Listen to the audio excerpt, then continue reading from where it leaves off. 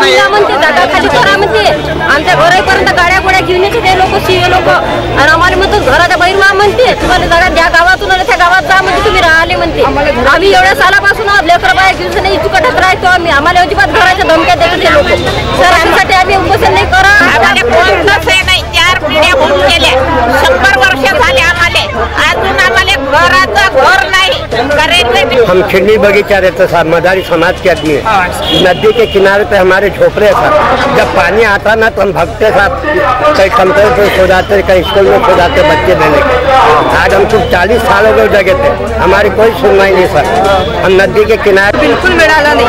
आम्ही कशा परिस्थितीमध्ये राहतो आमच्या लहान लहान लेकराला घेऊन आणि आमच्या घरामध्ये इचू काटा पाणी वगैरे पाणी जेव्हा येते तेव्हा पुरी पंदी फाटून जाते ना।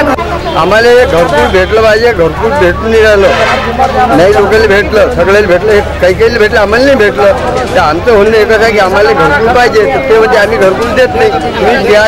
महिन्यात 3 तारखेला आम्ही निवेदन दिलं तुम्हाला, तुम्ही काय बोलले तर माझ्यासोबत 2 वेळेस तुम्ही तेच शब्द दिले की सर्वे करतो बिलनपुऱ्या दुलागेटचा, नाही झाला, कोणीच नाही आलं सर्वे करायला। कोणी हमारी मांगे नहीं तो खुर्ची खाली करो, हमारी मांगे नहीं तो खुर्ची खाली करो।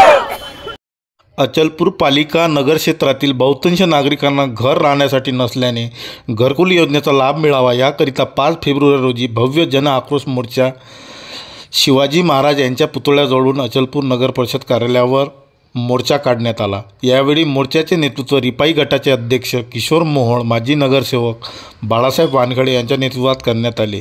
या आक्रोश मोर्चाच्या माध्यमातून अनेकदा पालिका प्रशासन उपविभागीय अधिकारी यांना निवेदन देण्यात आले। लोकांना घरकुल योजनेचा लाभ घ्यावा, रमाई आवास योजना त्याचप्रमाणे विविध घरकुल योजनांचा लाभ नागरिकांना देण्याची मागणी करण्यात आली। मात्र प्रशासनाकडून सतत दुर्लक्ष केल्या जात असल्याने अखेर अचलपूर पालिकेवर जन आक्रोश मोर्चाचे आयोजन करण्यात आले होते। घरकुल आमच्या हक्काचे, घरकुल आमच्या हक्काचे,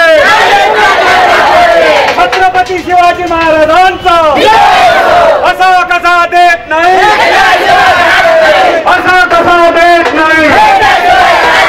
अचलपूर नगर परिषदेचा, अचलपूर नगर परिषदेचा भारतीय राज्यघटनेच्या सुधारणाचा छत्रपती शिवाजी महाराजांचा घर देऊ शकत ना, आम्हाला विठ्ठलवाडीत घरकुल पाहिजे। आम्ही किती दिवसापर्यंत आम्ही कशाने राहायचं काय? आम्ही एवढे सगळे सर्व म्हणजे अचलपूरमध्ये पूर्ण पोरकोटार घर आहे आमच्या सुरत का नाही, आमच्या फक्त बिलनपुरातच का नाही, झुलागेट आमच्या बिलनपुर एवढंच फक्त आमच्या अचलपूरमध्ये फक्त काही आम्ही 2च पोरी फक्त पोरकोटार आहे ते फक्त। आमचे छोटे छोटे घर आहे, आमचे मुलं आहे, आमची मुलं शिक्षणाचे आहे, अभ्यास नाही होत एकदम म्हणजे आमची परिस्थिती खूप याची आहे सर। पण तुम्ही आमच्यासाठी फक्त या घरकुलाचा तुम्ही मुद्दा म्हणजे हे आणला, कोर्टबादी दाखवून राहिले तुम्ही।